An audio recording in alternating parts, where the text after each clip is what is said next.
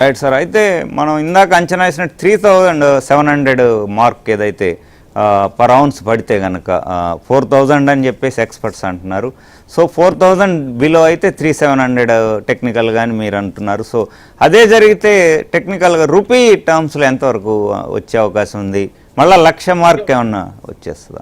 అంతవరకు రాకపోయినా 120 to 130 అంటే ప్రస్తుతానికి అయితే 1,20,000 నుంచి 1,30,000 కనపడట్లేదు. డిమాండ్ ఉంది కాబట్టి సప్లై డిమాండ్ లో డిమాండ్ ఎక్కువైనా ఉంది కదా, మనం బయట నుంచి తెచ్చుకోవాలి. సో ఇంటర్నేషనల్ గా గోల్డ్ చూడాలి కాబట్టి ఆ ఎఫెక్ట్స్ ఇంటర్నేషనల్ గా ఉంటాయి, geo political tensions, economic concerns ఉంటాయి. ఇవన్నీ ప్రకారంగా యాక్ట్ అవుతుంది. సో ఈ లెవెల్స్ కట్ అయినప్పుడు నెక్స్ట్ డౌన్ లెవెల్ లో లాస్ట్ టైం కూడా $3,702, $705 దాటినప్పుడు మనం ఆ రేంజ్ కి వచ్చాం. So down side support level తీసుకుంటే ఇది కట్ అయితే ఫర్ సపోజ్ అంటే అంతకు మించి రాకపోవచ్చు. ఎందుకంటే మీకు 5,400 నుంచి దాదాపుగా 4,300, 4,500 అంటే మీరు మంచిగా డౌన్ అయింది. సో అంతకు మించి రాకపోవచ్చు షార్ట్ టర్మ్ అనేది. ఎందుకంటే వరల్డ్ గోల్డ్ కౌన్సిల్ కూడా చెప్పింది ఏంటి, 10 to 15% రావచ్చు అనేది. కాబట్టి ఇక్కడ కొంచెం మళ్ళీ డిసెంబర్ కి ఏదైనా మళ్ళీ చేంజెస్ వస్తాయి, కొత్త న్యూస్ ఏదైనా వస్తుందా, కొత్త జియో పొలిటికల్ టెన్షన్స్ ఏమైనా వచ్చినప్పుడు మళ్ళీ ఫ్లేర్ అప్ అయ్యే ఛాన్స్ ఉంటుంది. లేదు ఇవన్నీ అసెట్ క్లాస్ లో ఈక్విటీ పెరుగుతున్నప్పుడు అది కొంచెం తగ్గే ఛాన్స్ ఉంటుంది. ఎప్పుడైతే జనాలు మళ్ళీ గోల్డ్ సీజన్, మళ్ళీ పెళ్లి సీజన్ వస్తుంది, పెళ్లి సీజన్ నడుస్తుంది కదా ఇప్పుడు, మళ్ళీ పెళ్లి నెక్స్ట్ సీజన్ కూడా డిమాండ్ పెరుగుతుంది. అంటే ఈ డొమెస్టిక్ ఎంత పెరిగినా కాదు కానీ ఈ సెంట్రల్ బ్యాంక్స్ అనేది విపరీతంగా ఎక్కువ చేస్తాయి కాబట్టి ఆ డిమాండ్ ఎక్కడ తగ్గలేదు. సో అందుకనే లాంగ్ టర్మ్ పాజిటివ్ గా పెట్టుకున్నాం. Right sir. ఇప్పుడు కేంద్ర బ్యాంకులు అమ్మితే పరిస్థితి ఎలా ఉంటుంది? రష్యా కొంత అమ్మొచ్చు అనే సంకేతాలు ఉన్నాయి. అట్లాగే వేరే బ్యాంక్స్, టర్కీ కావచ్చు, ఇతర దేశాల కేంద్ర బ్యాంకులు ఇప్పుడు మన లిక్విడిటీ క్రంచ్ కూడా కొంత ఉంది కాబట్టి వాళ్ళు ఏమన్నా గోల్డ్ రిలీజ్ చేస్తే పరిస్థితి ఎట్లా ఉండొచ్చు అంటారు? అంటే ఇప్పుడు టర్కీ ఏంటి, ఆయిల్ అమ్మాలి. ఇప్పుడు వాళ్ళ మీద కొంచెం ఇది ఉంది కాబట్టి ఇబ్బందులు ఉన్నాయి, జియో పొలిటికల్ టెన్షన్స్ కాబట్టి ఆయిల్ అనేది కొంచెం తీసుకోవట్లేదు. మన ఇరాన్ నుంచి కూడా అన్ని ఆగిపోయినాయి కదా, స్ట్రైట్ ఆఫ్ హార్మోన్స్ దగ్గర ఆగిపోయినాయి కాబట్టి ఆయిల్ కొంచెం ఇది కాబట్టి ఏ కంట్రీ అయినా ఎందుకు ఎక్కువ చేస్తున్నాయి, ఇమీడియట్ ఆపత్కాలంలో గోల్డ్ అనేది ఇమీడియట్ క్యాష్ కావాలి. ఇప్పుడు అందరికీ ఒకేసారి ప్రాబ్లం రాదు కదా, అన్ని కంట్రీస్ కి ఒకేసారి రాదు. ఇలాంటి సిచ్యువేషన్స్ ఉంటే ఇప్పుడు స్ట్రైట్ ఆఫ్ హార్మోన్స్ ఓపెన్ చేస్తే ఏషియన్ కంట్రీస్ కానీ కొన్ని కంట్రీస్ ఇబ్బంది పడుతున్నాయి ఆయిల్ కోసం. అట్లా ఇప్పుడు బాగా ఇబ్బంది పడ్డాక ఇప్పుడు ఓపెన్ అయ్యే ఛాన్స్ ఉంటుంది. మిగతా ఏ కెలామిటీస్ కానీ ఇట్లాంటివి ఏదైనా అందరికి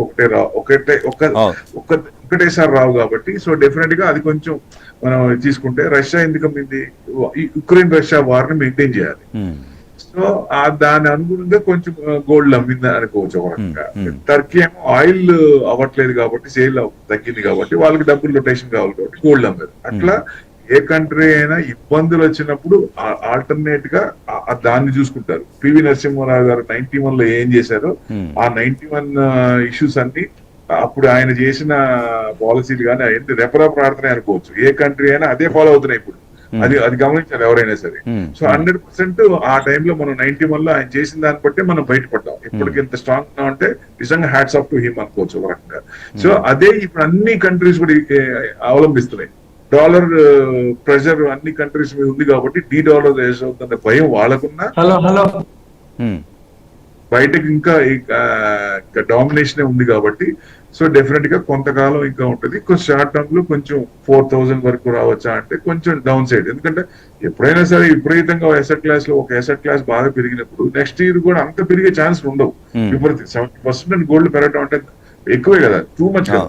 సో ఈ సంవత్సరం కూడా అంత ఉండదు కాబట్టి కొంచెం డౌన్ సైడ్ ఉంది. ఏదన్నా ఉందా మీకు ఏదైనా ఇష్యూస్ ఏదన్నా ఉంటే కొంచెం ఆ పాయింట్ కూడా పెట్టుకోవాలి కాబట్టి కౌన్సిల్ కూడా అదే చెప్పింది. ఇష్యూస్ ఏదన్నా ఉంటే, కొత్త ఇష్యూస్ ఏదైనా, గ్రీన్లాండ్ అంటున్నాడు ఆయన, బట్టి క్యూబా అంటున్నాడు, మరి 6 months లో దగ్గరికి వస్తుంది, ఆయన గంటం కూడా దగ్గరికి వస్తుంది. సో ఈ చేయలేకపోవచ్చు అనేది ఒక ఇది ఉంటే, ఒకవేళ చేస్తే కొంచెం జట్రీగా ఉండే అవకాశాలు ఉన్నాయి.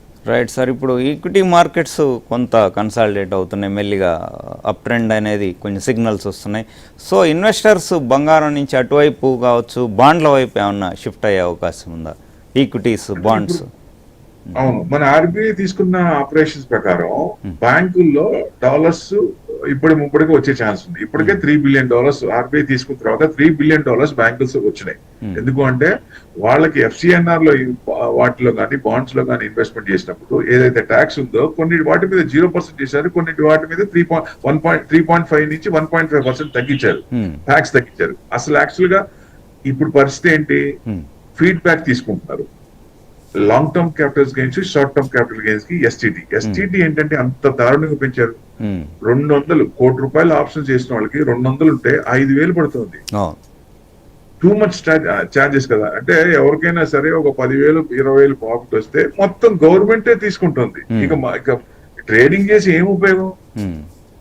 సో ట్యాక్సులు ఎక్కువ అన్న భావన అన్ని దేశాల్లో ఉన్నాయి, అందరికీ ఉన్నాయి. HNI are fleeing. అందుకనే ఎక్కడైతే ట్యాక్స్ లేవో వెళ్తున్నాయి. ఇప్పుడు మేడం కూడా ఈ 12 సంవత్సరాల్లో ఒక్కసారి కూడా బయటకు వచ్చి ఎక్కడా సపోర్ట్ చేయలేదు. మీకు అంటే మార్కెట్ పడినప్పుడు చిదంబరం గారు మీకు గుర్తుండే ఉంటది, చిదంబరం గారు ఎప్పుడు మార్కెట్ పడినా బయటకు వచ్చి ఏదో ఒక పాజిటివ్ న్యూస్ మాట్లాడినప్పుడు మైనస్ లో నుంచి పాజిటివ్ వచ్చిన కొల్లలు ఉన్నాయి. అలాంటి ఇది ఇన్సిడెంట్స్ లో అది అసలు ఒక్కసారి కూడా రాలా. ప్లస్ మరి ఇప్పుడు ఈ టైంలో లాస్ట్ టైం వీటి మీద ఫీడ్బ్యాక్ తీసుకొని ఏమైనా చేస్తారంటే చేయలే. ఎవరికి ఇచ్చారు?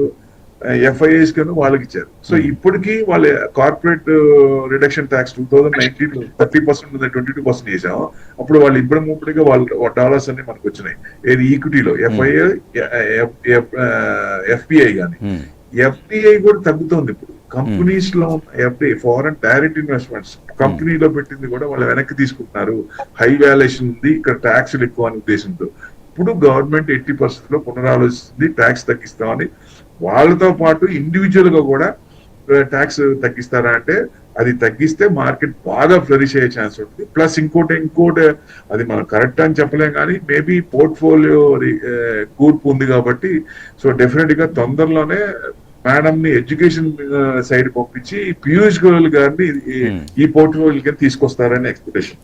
మీకు గుర్తుందో లేదో లాస్ట్ టైం థర్డ్ టైం వచ్చినప్పుడు పోర్ట్ఫోలియోలో చెప్పక ఎవరి సీట్ లో వాళ్ళు కూర్చుంటున్నప్పుడు +300 ఉన్న మార్కెట్ మేడం వచ్చి సీట్ లో కూర్చోగానే -300 కి వచ్చింది. ఆ రోజు చూడండి ట్రాక్ +300 ఉన్నది -300 అంటే మార్కెట్ పీయూష్ గోయల్ గారిని ఎక్స్పెక్ట్ చేస్తుంది. అంటే ఫైనాన్స్ కి సంబంధించిన ఆయన కాబట్టి దీనికి ఏదన్నా పైనుంచి ఏదన్నా వచ్చినప్పుడు పొలాన్ ఇప్పుడు ఇట్లా చేద్దాం అన్నప్పుడు వాళ్ళకి చెప్పి ఇట్లా మంచిగా చేసేయడానికి అంటే దాన్ని అనుకూలంగా చేయడానికి, ఎందుకంటే అలా ఉంటది కాబట్టి పీయూష్ గోయల్ గారిని ఎక్స్పెక్ట్ చేస్తుంది.